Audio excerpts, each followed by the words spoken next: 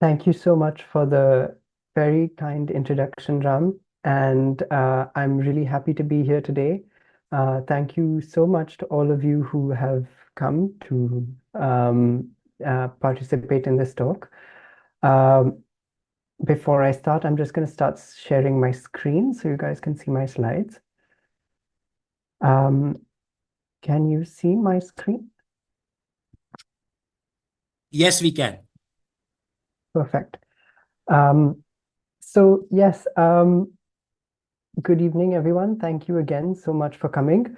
Um, my talk this evening is, as Ram mentioned, going to be about non-flowering plants. And the reason I picked this topic when Ram was asking me to speak about something for monsoon beauty is because some of these plants really shine sort of in the monsoon months when the landscape has just been really richly watered by the rains, is when we see all this beautiful diversity of ferns and mosses and algae and all sorts of non-flowering plants coming up around us. And I think this time of year is just a really nice time of year to observe this incredible biodiversity that a lot of us sometimes don't notice.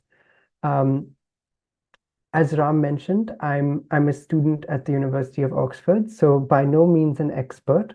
And I'd be really grateful if you have feedback for me at the end of the talk. I would really appreciate getting that from you, particularly from some of the very well-respected people here today.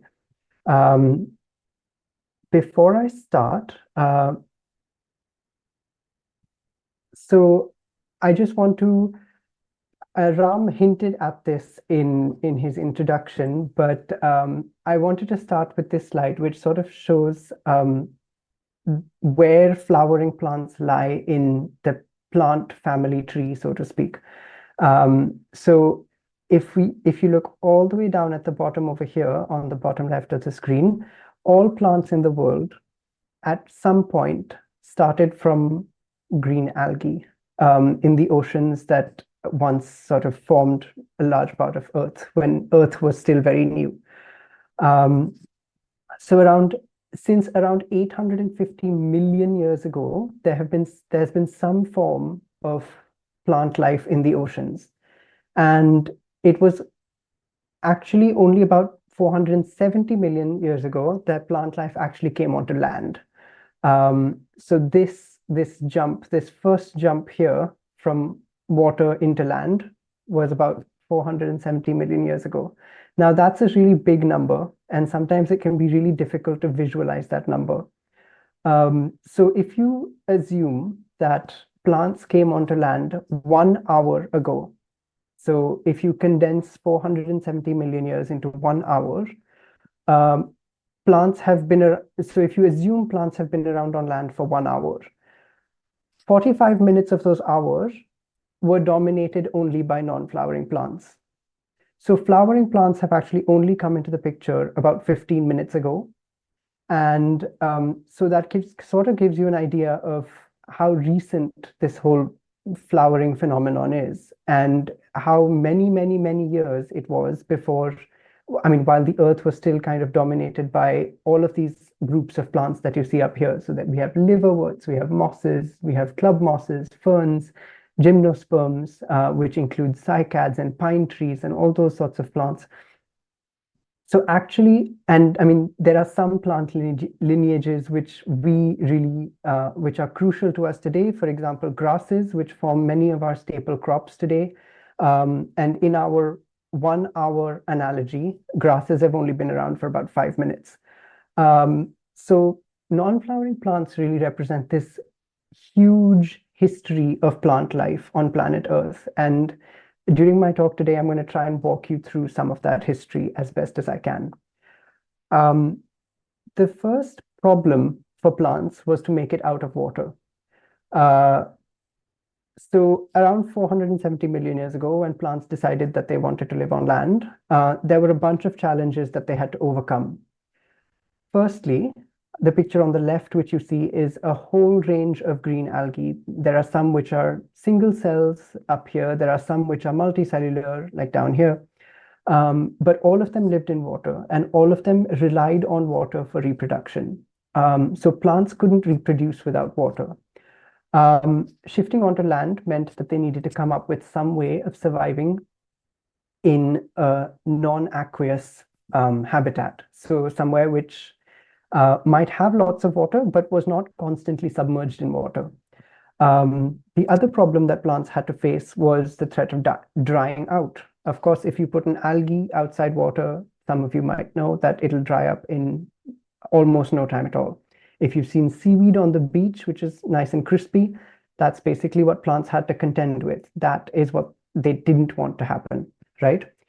So the other threat was drying out. The third problem was that Earth's climate was a bit extreme. There was no shade on land, obviously, since there were no plants. So the sun was very strong. They had to deal with burning. They had to deal with sort of, again, threats of drying out. And the fourth thing was that the soil was very poor at that time. And there was not too much nutrition like potassium or nitrogen, which are sort of key, or phosphorus, which are key nutrients that plants need to survive. So how did this step onto land happen? And one of the first sort of big evolutionary breaks that plants came up with is spores. So spores are these tiny single-celled packets which sort of enable a plant to enter a phase of dormancy for a while, and it effectively serves to separate the process of plant reproduction from the environment. So with the help of spores, and I'll explain this in a bit, with the help of spores, plants could make sure that their reproduction was no longer dependent on water. So these little spores, and this photo on the left is actually an electron microscope image of a few species of prehistoric spores from the fossil record. And the picture on the right is some spores from a horsetail plant, which, I mean, a species which is still alive today. But these spores essentially contain a compound called sporopollenin, which is essentially like the natural world's answer to bulletproof armor, right? So these spores are wrapped in this very special substance that prevents them from drying out, which prevents them from desiccating in the sun. It prevents them from being harmed by any sorts of chemicals or sort of any caustic substances. This is basically nature's little indestructible packet, right? And that is essentially one of the first sort of steps that enabled plants to take their first steps onto land. Along with spores came this very unique lifestyle for plants, which, and ignore this complicated diagram, I will walk us through it in a minute. There came this lifestyle where spores could produce plants without undergoing any sort of fertilization. So spores essentially are different from seeds in that they don't contain an entire embryo. They don't contain everything that you need to make a fully reproducing individual. They essentially contain a clone of a plant. And that clone, once it germinates, will have to mate with another clone in order to produce a viable offspring. The big benefit of spores, of course, is that it provides plants the ability to pack away that little clone in an indestructible little capsule, right? Which was essentially, I mean, that was the key to mastering life on Earth. So in some way you have, this, for example, is a liverwort, which is a kind of primitive plant. And they're very commonly seen even in the Himalayas. This kind of plant, so this picture on top is the clone that the plant produces. And then you can see the picture on the bottom, which is called a sporophyte, which actually produces the spores. So these plants on top, the life cycle essentially of a spore-bearing plant or of a old lineage of plants is divided into these two stages. One where they operate as clones, and one where they operate as sort of sexually reproducing plants, as any other plant would. And this broadly is called an alternation of generations, which is a fancy way of saying that plants basically existed in these two life states. So if you look at mosses, the moss that you and I see usually on rocks is the clone bit of the moss, and then the actual sexually reproducing bit of the moss is these little sporophytes or capsules that the moss produces once it's mature. And for ferns, it's very similar. So ferns, when the spore of a fern germinates, they create this sort of filamentous structure that you can see here, and then that undergoes fertilization, and then it gives rise to a fern. So, and the fern is sort of the sporophyte in a fern. So this alternation of life forms was another sort of consequence of having spores that allowed plants to sort of colonize life on land. Then there were a few other adaptations that plants had to come up with once they figured out how to live on land. One of those was to develop linear growth. So plants like liverworts, they don't grow in a particular direction. But so soon enough, we began to get plants like these club mosses. This is a club moss on the right, and these horsetails, which is the plant on the left, which showcase linear directional growth. So they grow in one direction. They grow either up or they grow to the sides, but they have a single point of growth. And what this allows plants to do is it allows plants to grow towards either sunlight or towards nutrients. And very importantly, it also allows plants to grow away from water.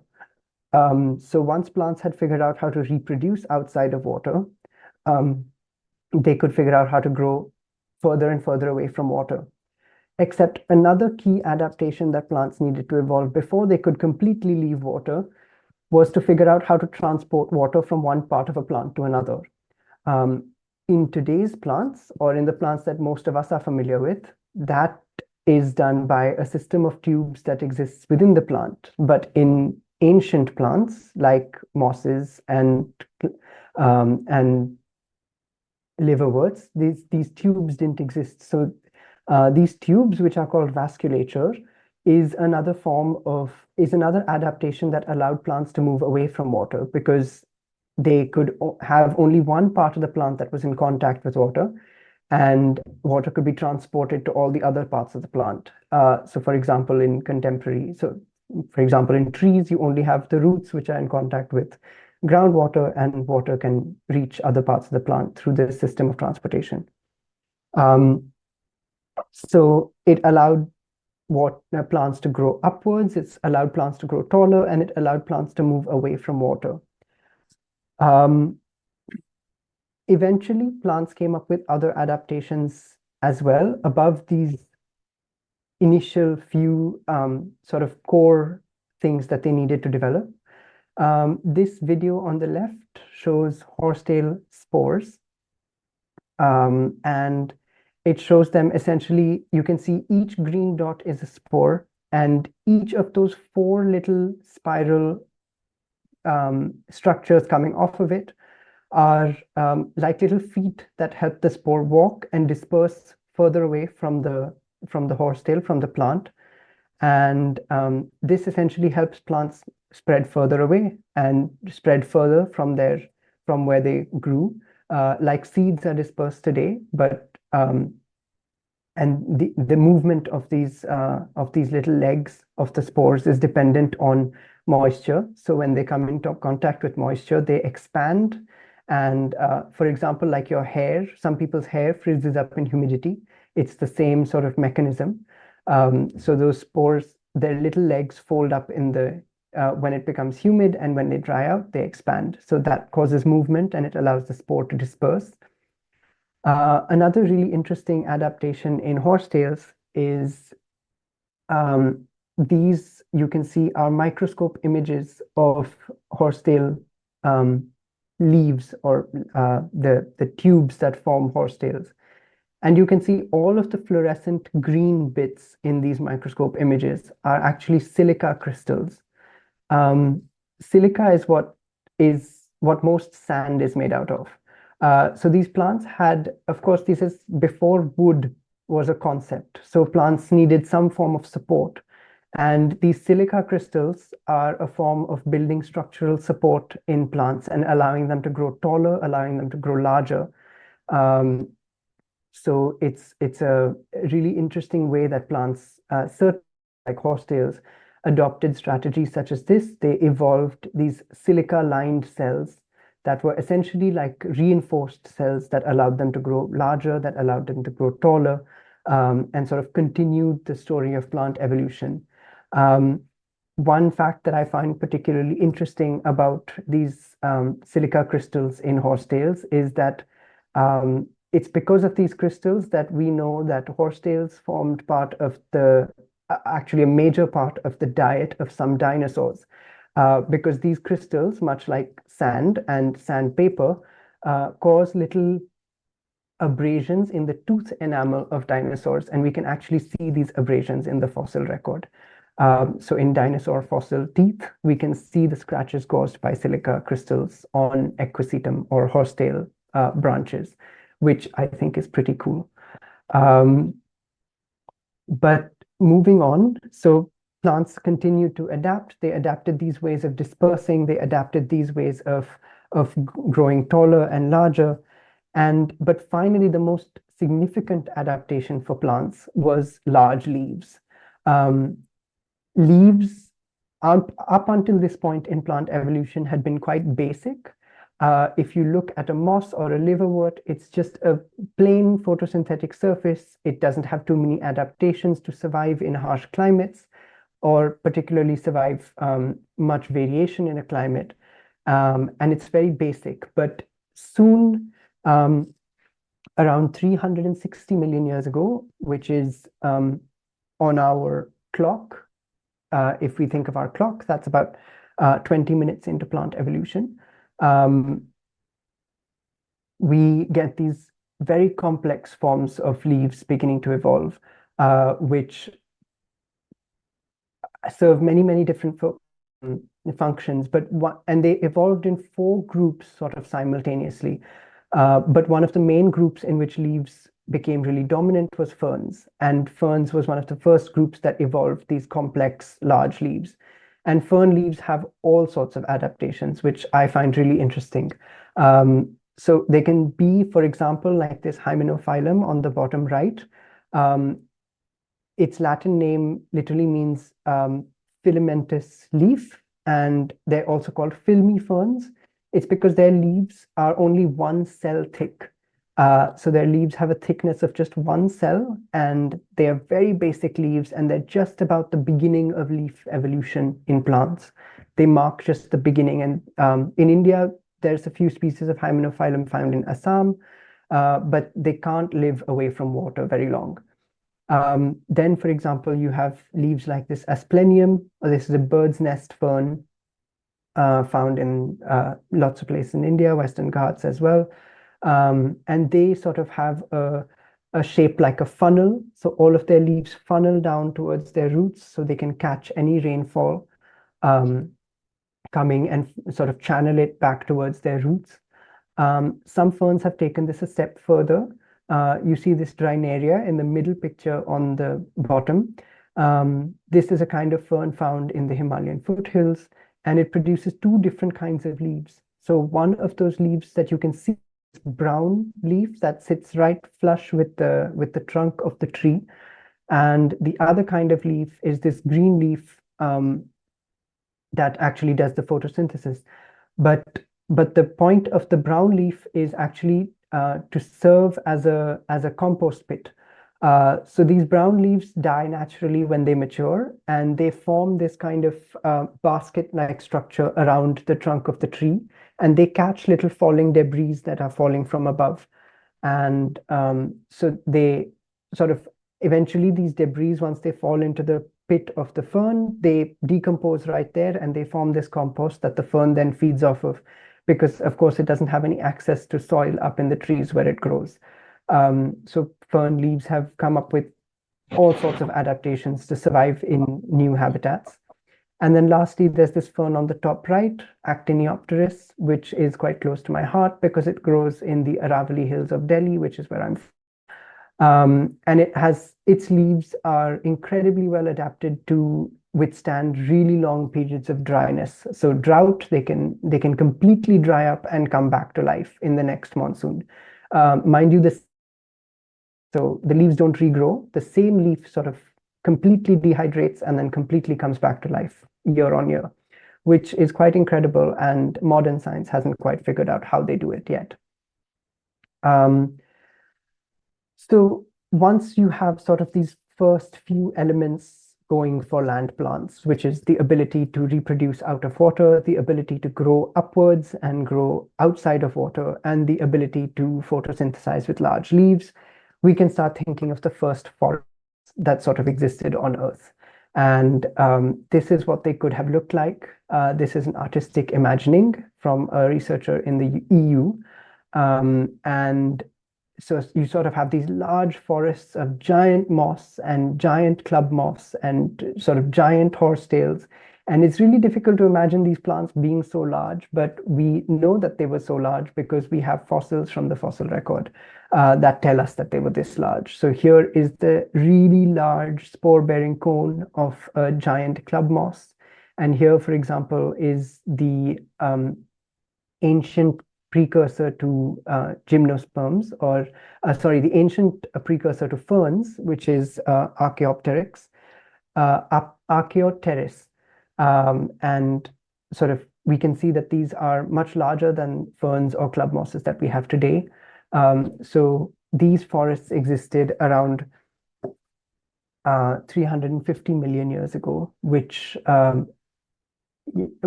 eventually gave rise in about 50 million years to much more complex forests like these ones, which consisted of ferns that grew to the size of trees, horsetails that grew to the size of, multi-story buildings. We have giant club mosses. These pictures, for example, the fossil on the top is a giant horsetail.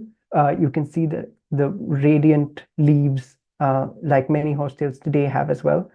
And this one on the right is the bark of a giant moss. The right-hand side specimen is actually one that I saw in the Natural History Museum here in London. And it was about the size of a yoga mat rolled up. So it's like a really large club moss. And we can't imagine anything like this existing today. But these were sort of really ancient forests that, when they died, actually produced a lot of the coal reserves that we mine today. And hence they were called the carboniferous forests, because they trapped a lot of carbon, which eventually became coal, which is what we burn today. So next time you're driving your car, you have non-flowering plants to thank for that, which is where a lot of fossil fuel comes from. The last sort of big evolutionary trick up plants' leaves was, of course, seeds. Seeds allowed, if you remember when we discussed spores allowed plants to pack away a little clone. Seeds allowed plants to pack away actually a little baby plant, so an embryo. And that gave plants a huge advantage in terms of becoming even more independent from their environment. Seeds could withstand periods of sort of environmental stress. They could much better deal with dry conditions. They could much better, and also seeds packed away a little parcel of food with the plant embryo, which spores are just a single cell, but seeds contain many hundreds of millions of cells, which allow the young plant, when it germinates, to actually draw nutrients from the seed, which really helps it establish in new habitats. So seeds became really crucial, and one of the first plants to do this were cycads and what we call gymnosperms. And these plants sort of seeds evolved for the first time in proto-cycads, or what we call, so essentially the ancient ancestors of cycads. Cycads still today are one of the oldest lineages of plants alive, and I'll discuss this a bit more in the incoming slides. But we have to remember that these were still the initial prototype for seeds. So seeds hadn't been perfected, and seeds are only really perfected when we get to flowering plants, which of course today we will not, because we're focusing on the non-flowering. And seeds, however, seeds in flowering plants allowed for what we today recognize as seed dormancy. So the fact that seeds can sit in one place for years and years and years and not die. That ability only came when seeds became fully sealed away in a seed coat, which only happens when flowering plants arrive. Another interesting thing implicates this in some sense is that non-flowering plant seeds, as a result, don't store very well. So they're not exactly very amenable to modern conservation techniques like seed storing or seed banking. You can't store cycad seeds for very long. And in fact, if they dry out completely, they often die. So understanding the evolutionary history of plants can actually also help us inform the way we look at their conservation, which we'll come to in next slides.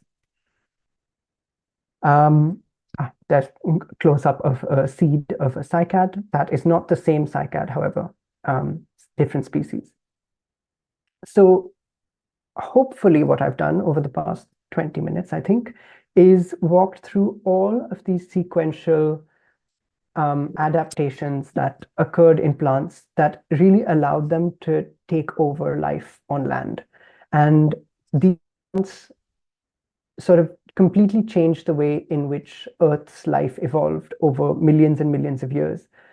Plants changed the landscape they grew on. They added a lot of organic matter into the soil and actually made soil what as we recognize it today. Plants changed the climate by adding a lot more oxygen into the atmosphere. And that sort of had all sorts of implications for life on Earth. And during their evolution, plants co-evolved with a bunch of organisms.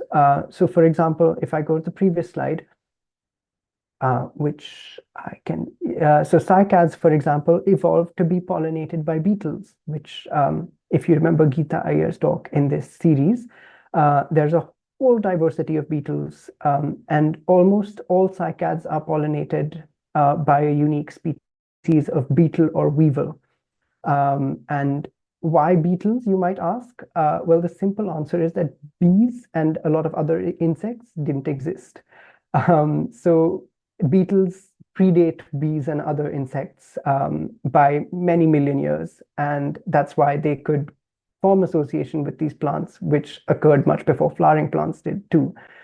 So neither the flowers nor the bees existed, but we had cycads and we had beetles, so they grew up together. Finally, as I'm sort of beginning to wrap up this talk, after condensing 270 million years of evolution into very, very short time, I want to share with you 3 stories from the non-flowering world, which I hope will help show how diverse and amazing these plants are and why we should care about them. The first of these stories is actually from the UK, which is where I am right now.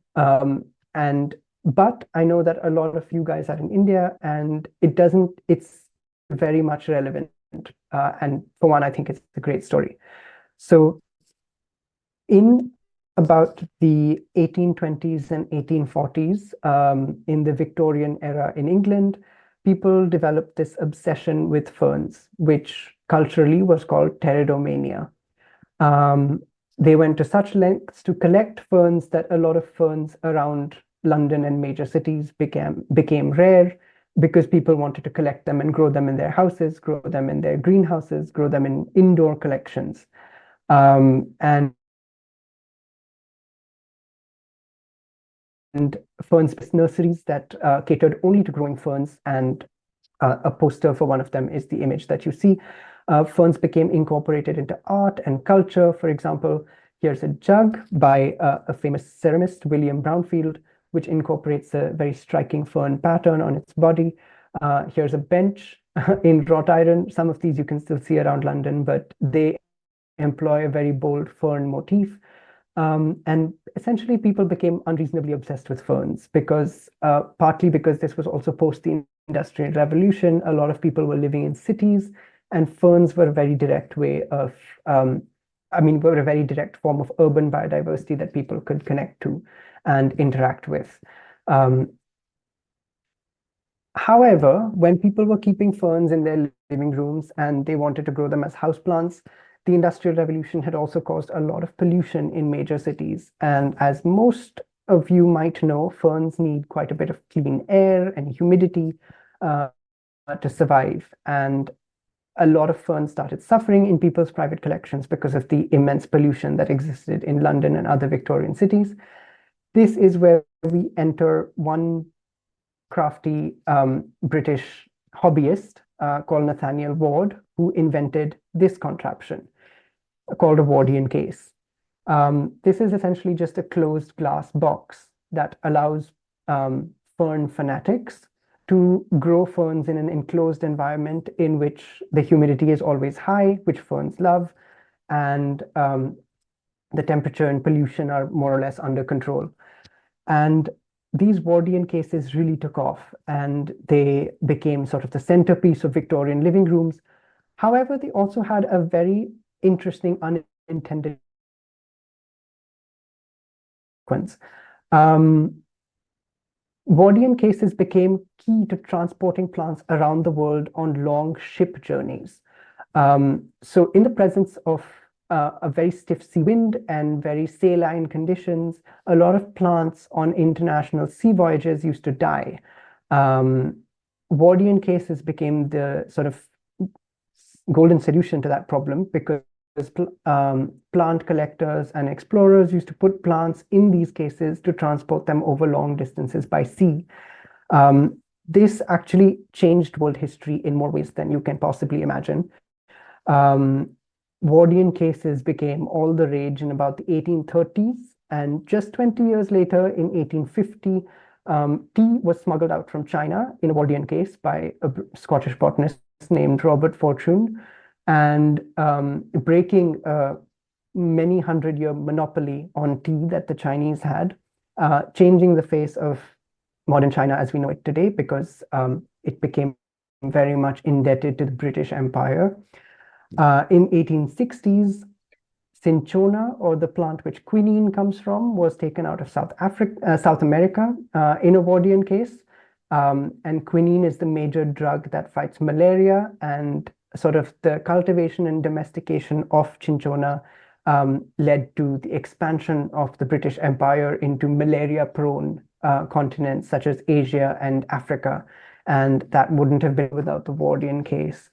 And in 1876, British took rubber from South America to Sri Lanka, which of course started the massive rubber plantations and the British colonial enterprise in Sri Lanka, which of course, as we know it, changed the face of empire in South Asia as well. So a tiny little invention like a Wardian case, designed to keep ferns alive in the living rooms of aristocratic Victorians, completely changed world history forever as we know it. The second story from the plant world, from the non-flowering plant world, is the immense ecological role played by some of these non-flowering plants. This is a photograph that I took in Reunion Island, which is a volcanic island off the coast of Africa. And this is a very fresh lava flow, just about a year old, or even less. And you can see the first forms of life that begin to colonize this new lava flow are ferns and mosses and lichens, all of which are non-flowering plants or their relatives. Lichens are strictly plants. But exactly what made non-flowering plants so incredible at colonizing life on land all those million years ago is what makes them incredibly useful in ecological succession. So when there's a completely empty patch of land, or when there's a disaster, or when there's a drought, or when there's some form of ecological disturbance. Non-flowering plants like mosses, ferns, these are some of the first forms of plant life to colonize that land. They also, as a result, play a big role in creating niches that can be filled by higher higher plants. So, for example, we talked about these Drinaria ferns that create their own compost, so they can contribute to soil creation, excuse me. And of course, these Drinarias, they provide microhabitat for all sorts of different organisms. I mean, there have been records of frogs, of other reptiles and amphibians living in the fronds of these ferns. So they create incredible amount of habitat diversity and allow for higher levels of biodiversity. Another example is sphagnum moss, which occurs both in India but largely in Europe, where it creates dying sphagnum and decomposing sphagnum, these peat bogs, which are incredibly biodiverse and also very important ecosystems for the climate because they contribute very greatly to carbon capture and actually global cooling. So non-flowering plants are really essential in this whole range of ecological processes. Finally, I want to return to this story of cycads. Cycads are one of the most endangered groups of plants on the planet. This picture on the left is Cycas bedomi from Andhra Pradesh in India. It's an endemic, it's extremely rare, and it's the only plant listed, it's the only non-flowering plant listed on in India's Wildlife Protection Act. So it's nationally protected. But cycads around the world are one of the most threatened plants when it comes to poaching. And many of you might not have heard of poaching in a botanical context. It's usually related to wildlife. But collecting large cycads from the wild to supply them to cycad collectors who view them as a status symbol is one of the key drivers of cycad endangerment in places like Africa and Australia. India is not far behind, though. India has a burgeoning horticultural trade, and many collections from the wild have already been reported from Indian states, such as Andhra Pradesh. The tragic part of this is, of course, that these plants remain in collections but don't remain in the wild, where they actually serve all of the purposes that they have evolved to serve, such as their mutualistic relationships with beetles and weevils and all of those other organisms. So the fact that some of these plants are being increasingly pushed to endangerment is one of the reasons that I think they require some closer attention and closer care. Very quickly to summarize this talk, there are about 30,000 species of flowering plants in the world, and India contains, or India is home to more than 10% of those species. So India has about 3,800 more than species of non-flowering plants. And so they're very important. So India forms a very important part of the global story of non-flowering plants, at least today. Some of the key takeaways from this talk are that non-flowering plants form the evolutionary backbone of plant life. They represent millions of years of genetic diversity that has accumulated slowly and over a very long time, that the loss of each species represents a loss of not only that species, but also all of the genes that have evolved within that species and that lineage. They're culturally significant, like Pteridomania showed us. They carry elements of human cultures and histories and stories, which Shrishti's talk from this series showed us how humans and nature are so close, and in fact closer than we might think. They are key players in ecosystem processes like succession and niche creation, and they need closer attention, and they deserve more of our care because they are succumbing to rising threats. A last slide in this presentation is about observing and protecting plants, particularly non-flowering plants. Some of the key things to observe are the form, the the shape and form and divisions of the leaves. Rhizomes are very important for many ferns in identifying them. The pattern of the spores, usually found on the underside of a leaf in ferns or in the capsules of a moss. And that's the last bit, capsules. Also, the habitat ecology and life stages. When observing them, it's really important to observe where they grow because that can tell us a lot about identification. Non-flowering plants are sometimes rather difficult to identify because I think most of us, me included, rush to flowers when we want to identify a plant. So plants where flowers don't exist are a little bit more. It's really important to observe mindfully and be cognizant of the environment in which these plants are growing. We're going to try not to cause damage when we're observing plants. Record your observations, particularly all of these details that I just talked about, because again, you might not be able to identify off the bat. If you observe them and record your observations, hopefully they can contribute to observations or identification in the future. And the last thing, of course, since this event is so closely tied to iNaturalist and other sort of online platforms for sharing knowledge about the natural world, is to share your knowledge. Non-flowering plants are an incredibly understudied group of plants. In fact, there's not actually too many good books on non-flowering plants, particularly from the Indian context. One of the better books for South India is actually authored by the British R.H. Beddome, after who Cycas beddomii is named, the cycad that we met in the previous slide. So you can see that some of these books are amazingly outdated and perhaps need revision by someone. And of course, there's a host of online platforms where you can inputs from experts, and which I myself have used many times to try and identify non-flowering plants because they can be quite tricky. So with that, I hope that I've opened a tiny window into this really fascinating world of non-flowering plants. I thank you for your attention. You can reach out to me if you want on the contact details provided on my slide, and I'm very happy to take any questions if there are any. Thank you.